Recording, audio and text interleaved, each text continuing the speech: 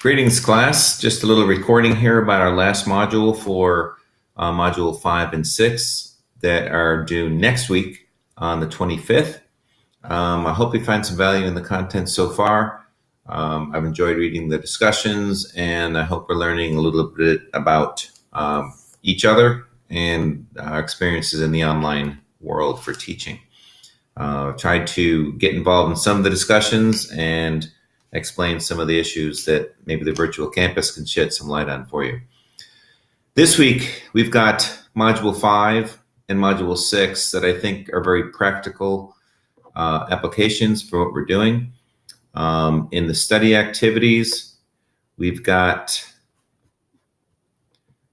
several things to look at that are very useful. The plagiarism guide, the plagiarism policy, academic integrity, netiquette is etiquette online. Just review some things about what you should expect from your students.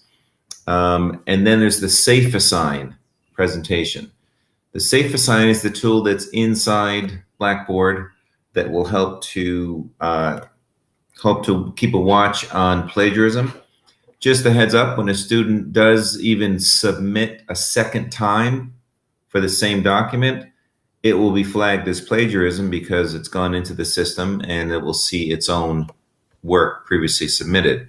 So I have found this several times and have called the student in to review to say what's going on here. One student had copied it from his girlfriend from a previous semester and taken almost word for word. I was a smart kid, and I said, "What are you doing? Is it worth your whole career, etc.?" And he apologized, and I gave him a second chance to reproduce, and he did fine. It was an SLS 1101 class. Another class I found some cheating in was for a critical assignment in an education class I was teaching for pre-service teachers.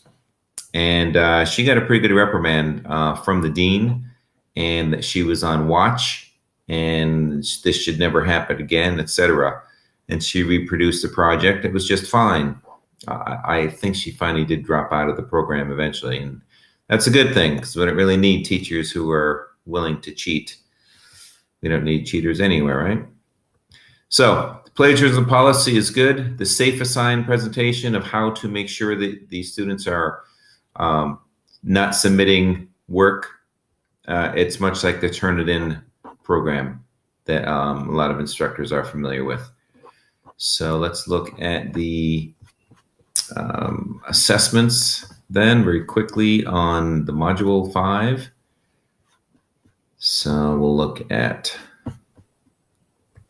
the assessments for Module 5, and it's for the copy and plagiarism quiz, and then the discussion forum. So I'd like to see some discussions activity in there, and I'll share some of mine again as well of what happened for my students. And don't be afraid to use this GoPro video tool as well as a discussion. That would be an interesting format. I'd like to see. I know Robin has shared some information this way with me, and I think it's an interesting way to go. Let's take a look at Module 6 real quick.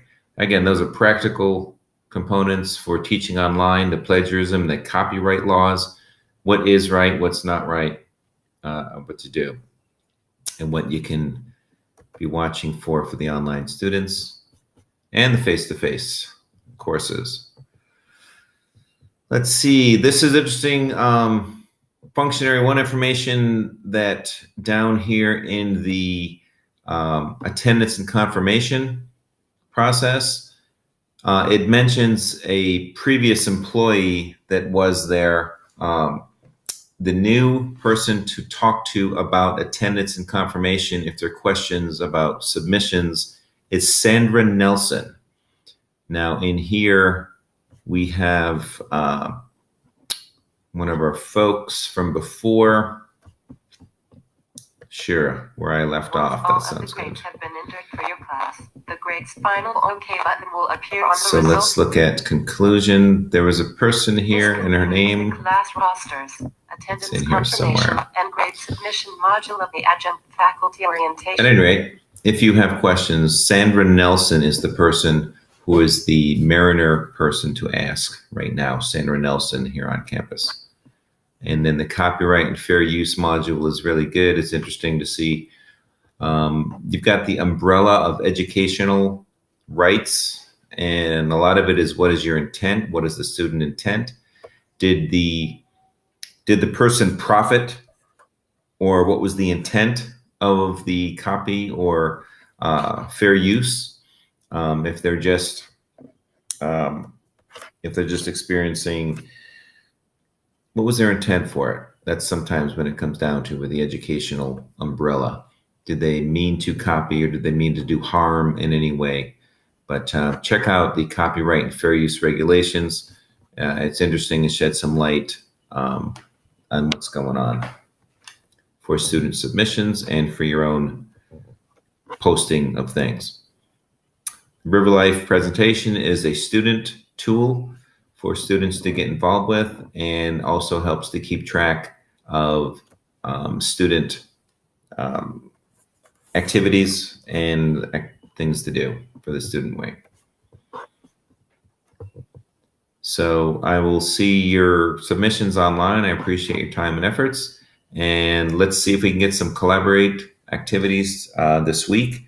There's a Tuesday 11 a.m. scheduled session right now. And let me know what works for you, and we can work one in with another group, with groups of our students or colleagues, or if you want to have your own one-to-one conversation online, or come up to my office, and V as in Victor 321, and we can do that one-on-one as well. Thanks all. I appreciate your time and efforts in the course, and we'll talk to you soon.